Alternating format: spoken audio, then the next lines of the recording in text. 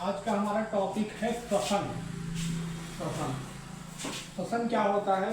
जैसे अभी तक हम ये जानते थे, श्वसन मतलब कार्बन डाइऑक्साइड को बाहर निकालना और ऑक्सीजन को अंदर लेना।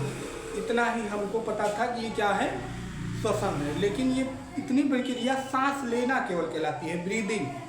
श्वसन नहीं कहलाती। ये प्रक्रिया क्या कहलाती है? ब्रीदिंग कहलाती है, सांस लेना जिसको हम बोल सकते हैं। ये श्वसन नहीं होती। श्वसन क्या होता है? कोशिकीय स्तर पर, सभी जीवों में कोशिकीय स्तर पर होने वाले भोजन के जैविक ऑक्सीकरण को क्या बोलते हैं? श्वसन बोलते हैं।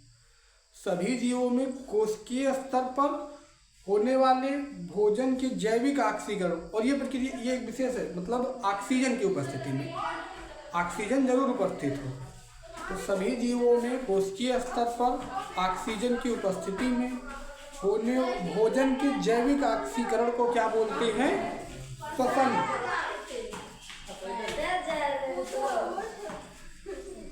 तो श्वसन की परिभाषा क्या होती है?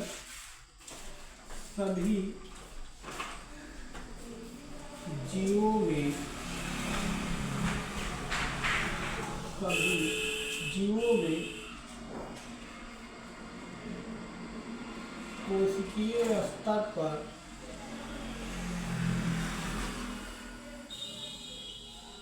कोशिकीय स्तर पर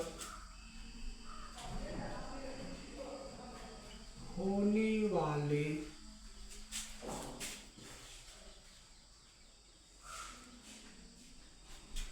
सभी जीवों में कोशिकीय स्तर पर होने वाले, यहाँ ब्रेकर को लिखेंगे, ऑक्सीजन की उपस्थिति में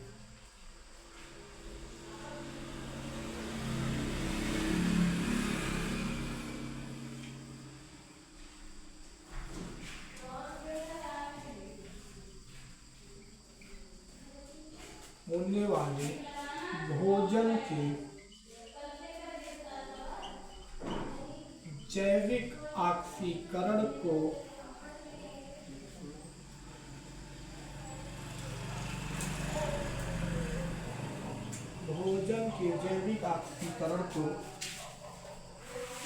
श्वसन कहते हैं।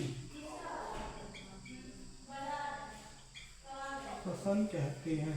इंग्लिश में इसको रिस्पायरेशन बोलते हैं, और सांस लेना जो होती है उसको क्या बोलते हैं? ब्रीदिंग बोलते हैं।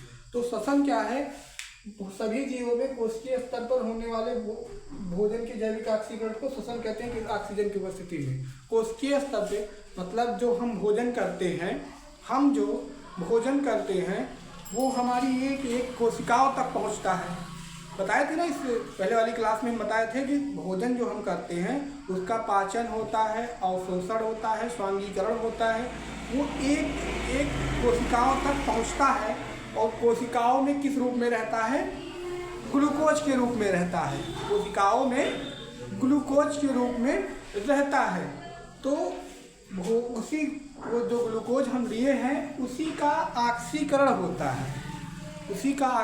होता है, और हमको ऊर्जा मिलती है। उसका ऑक्सीकरण किसकी उपस्थिति में होता है? ऑक्सीजन की उपस्थिति में। हम भोजन हमारा पच के, अवशोषित होके, स्वांगीकृत होके कोशिकाओं में ग्लूकोज के रूप में गया, इतनी प्रक्रिया हुई। फिर हम सांस लिए, ऑक्सीजन हमको मिला।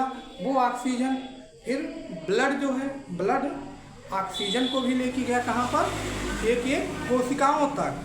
पहले भोजन से ग्लूकोज ले गया एक कोशिकाओं तक, फिर ऑक्सीजन को लेके गया एक कोशिकाओं तक।